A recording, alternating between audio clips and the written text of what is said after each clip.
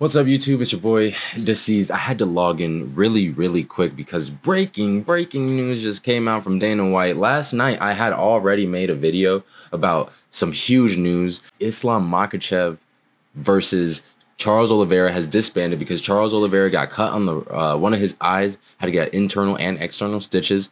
Rather than risk that fight, he said that he'll give it up, and it looks like Volkanovski accepted a fight within 2 weeks. Those questions answered. Is Charles Oliveira out of his fight with Islam, and is Alex Volkanovski in? Yes, he jumps in and he accepts the fight. So he basically took that fight with one phone call, it seems like. If Charles got cut last night, you call Alex, he says yes right away, 2 weeks notice, I'm in. One phone call. And that had already made that card a step better, and I was super excited for that rematch. And I was already saying that Volkanovski might have to take claim of that BMF belt. And as I was thinking of and making that video, about to edit and finish that video, we got breaking news with Kamaru Usman now stepping in for Paulo Costa. Looks like Paulo Costa had a staph infection on the elbow, and now he's stepping in to fight Khamzat Chimaev. This is now 20 times better of a fight card. I did not know that I was going to be interested in UFC 294 like this. I knew that I was going to watch that Islam Makhachev fight no matter what, but wow. Kamaru Usman Chimaev, kind of crazy matchup, but watching Islam versus VOLK 2 is going to be so good. So I got to break it down. I got to give my thoughts. So if we bring up the fight card here, we have the new main event, which is Islam Makhachev versus Volkanovski 2. Hold on, let me move myself over. And this is going to be phenomenal. I'm so excited. The last time there was a lot of debate, still is a lot of debate on who won that fight. Even within recent time, Joe Rogan has said that he thinks that Volkanovski won that fight due to damage and pressure and yada, yada, yada. Joe Rogan was talking about Volkanovski, and he had beautiful things to say. And Joe went on to say you easily could have said he won the Islam fight, which is true.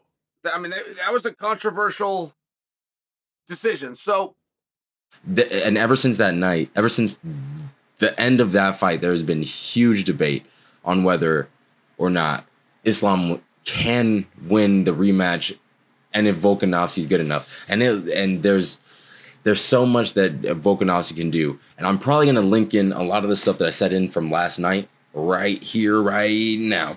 Boom. This time, Alex has to apply a little bit more pressure because it's obvious that he can. He has to avoid takedowns, and it's obvious that he can because he did in the first one. And he has to rely on more than just the 1-2-3 combination because he was sticking to the 1-2-3 combination a little too much in that first fight. And Makhachev started telegraphing it. So maybe he comes through with something a little bit different. Man, I don't know. I'm just super excited. There's so much that can go well for Volkanovski. And then Islam could just be that much better. Who knows? Who knows who he's been training with, who's been in his corner, what he's been doing since the Makhachev, or since the Volkanovski fight. It's crazy that he hasn't fought since the Volkanovski fight. So, oh my gosh, who has he been training with? Who's he been fighting with? Who is he? Is he ready for this?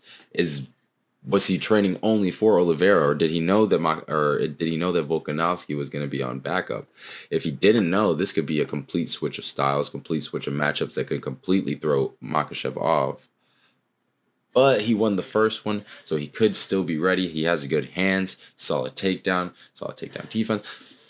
It's a great time to be a fan of the UFC, isn't it? So yeah, so if Volkanovski utilizes a lot of what I said last night, he'll do amazing. Makhachev as well. And those things that Makhachev can do, he can break Volkanovski down again. And man, but that just makes this so good. This is what makes the UFC so great.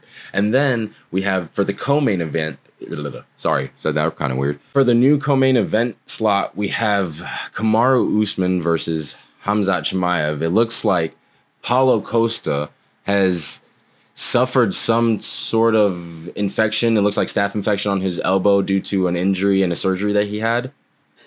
So it's sad that we disband that fight, but now we have Kamaru Usman versus Khamzat Chimaev, which makes for one of the greatest fights in, oddly, the middleweight division. We were waiting for this to happen in the welterweight division, but they go up a division, get a little bit more weight. little bit more pressure, a little bit more strength, should show us who could have and would have won their fight in the 170 division. They won't have to drain themselves. They're going to be full strength. Man, it looks like Kamaru is going to have to fight behind his jab. He has a great jab. He is good at takedowns and takedown defense, so maybe he'll be able to stuff Khamzat. But Khamzat is going to obviously advance. He's always first to the gun, first to take down, first at the opponent. So Kamaru is going to have to sit behind that jab. And we've seen that he has the power to knock people out. So if he plays his cards right, he could potentially pull off a knockout on Khamzat. He's technical enough. One of the longest winning streaks ever in the UFC.